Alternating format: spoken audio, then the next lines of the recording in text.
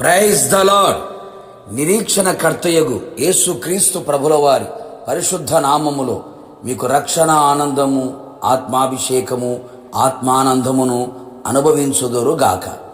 ఈ దినపు యేసయ్య జీవపు మాట 42వ కీర్తన 5వ చరణం. దేవుని యందు నిరీక్షణ ఉంచుము. విశ్వాసమునకు కర్తయు దాని కొనసాగించువాడైన యేసు క్రీస్తు వైపు చూచుచు ఎదుట ఉంచబడిన పరుగు పందెములో ఓపికతో పరిగెత్తుచున్న విశ్వాస వీరులారా, నిరీక్షణ జనులారా, మనము ప్రేమించి ఆరాధించి సేవించే యేసునాథుడు నిరీక్షణకర్త అయి ఉన్నాడు. మన నిరీక్షణకు ఆధారమై ఉన్నవాడు ఆయనే.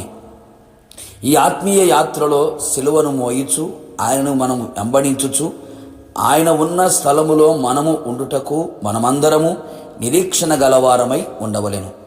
ఈ జీవిత కాలం మట్టుకే మనం క్రీస్తునందు నిరీక్షణ ఉంచిన వారమైతే మనుషులందరికంటే దౌర్భాగ్యులమై ఉందుము కదా. ఇహమందును పరమందును ఆయనతో ఉండే నిరీక్షణతో బ్రతుకుదుము. అనేక మంది క్రైస్తవులు, ఆత్మీయులు కూడా విశ్వాస యాత్రలో దేవుని మీద నిరీక్షణ లేనివారిగా కనబడుచున్నారు. అందువలనే భక్తిలో ఎదగలేకపోవచ్చున్నారు. ఆత్మలో బలపరచబడక వర్ధిల్లకయే ఉన్నారు.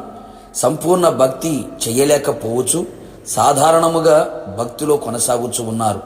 భక్తుడు సెలవిచ్చి ఉన్నాడు, నా ప్రాణమా నాలో ఎలా కృంగి ఉన్నావు, నా ప్రాణమా నాలో నీవేలా తొందరపడుచున్నావు, దేవుని యందు నిరీక్షణ ఉంచుము అని చెప్పుచున్నాడు.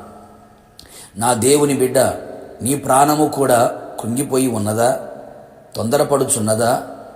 నీలో కరిగిపోవచ్చున్నదా? దేవుని మీద నిరీక్షణ లేకయే కదా. ఆలోచించుము. నీ జీవితంలో ఎదురైన పరిస్థితులలో నిన్ను కృంగదీసి ఉన్నాయా? ఏ పరిస్థితులలో ఓడిపోయి అపజయములతో ఉన్నావు? నీ ఆశలన్నీ భంగముగా మారినా నిరాశలో నిలిచిపోయావా? దారులన్నీ మూయబడి గమ్యమేటో కాడరాని స్థితిలో చీకటిలో దారి కానరాక ఉన్నావా? శత్రువులు నిన్ను అపహసిస్తూ, నిందిస్తూ, గేలి చేసి నీ దేవుడు నీకు ఏమి చేసెను అని మాటలతో నీతో యుద్ధము చేసి నిన్ను గాయపరిచి సిగ్గుతో తలదించుకునేటట్లు చేశారా? ఉద్యోగం ఓడి, వ్యాపారములో ఓడి, అడుగులు తడబడి మరణమే శరణమని ఇంకా నేను లేవలేను అని అనుకొనుచున్నావా? ఓ నా ప్రియ నేస్తమా, నా యేసయ్య నీ కొరకు ప్రాణం పెట్టిన దేవుడు, నిరీక్షణ కర్తైన వాడు. ఆయన యొద్దకు రమ్ము, ఆయన పాదాల చెంత వేడుకొనుము. నీ కన్నీళ్లతో ఆయన పాదాలను తడుపుము. పరిశుద్ధాత్మ శక్తి పొంది విస్తారమైన నిరీక్షణ పొందుము. బంధకములలో పడి ఉండియు నిరీక్షణ గలవారలారా, మరల మీ కోటలో ప్రవేశించుడి. ఆయన మీకు రెండింతలుగా మేలు చెయ్యును. నీ యథార్థ ప్రవర్తన నీకు నిరీక్షణకు ఆధారమగును. నీ శ్రమలలో నా దేవుడు నిరీక్షణ ద్వారముగా చెయ్యును. అన్ని విషయములలో నీకు జయమిచ్చును. ఆనందమును, ఆశీర్వాదమును, ఆరోగ్యమును, విజయమును నీకు కలుగు చేయును. ఆయన ఆగమమునకు నిన్ను సిద్ధపరచును.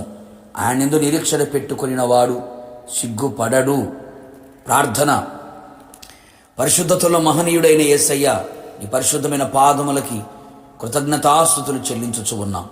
మరొక్కసారి మీ పాదముల చెంతకు చేరి మిమ్మల్ని స్తుతించే భాగ్యమును అనుగ్రహించారు. ఇప్పటికే అనేక మంది జీవితాల్లో కృంగిపోయిన వారిగా, తొందర పడుచున్న వారిగా, కరిగిపోయిన వారిగా కనబడుతూ ఉండగా వారిని యందు నిరీక్షణ ఉంచున్నట్లుగా మరొక్కసారి మీ మాటలు మాకు ధైర్యాన్ని కలుగు చేశాయి.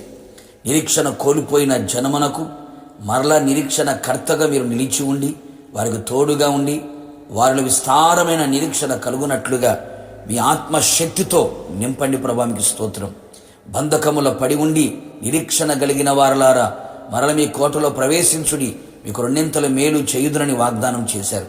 నీ ప్రజలందరికీ రెండింతలుగా మేలు కలుగు చేసి నిరీక్షణకు ఆధారముగా మారి గొప్ప విజయాన్ని కలుగు చేయమని యేసు నామములో అడిగి పొందుకున్నాము తండ్రి, ఆమెన్. నిశ్చయముగా మీకును మీ కుటుంబ సభ్యులందరికీ ఆయన నిరీక్షణ కర్తగా తోడుగా ఉండును గాక. God bless you.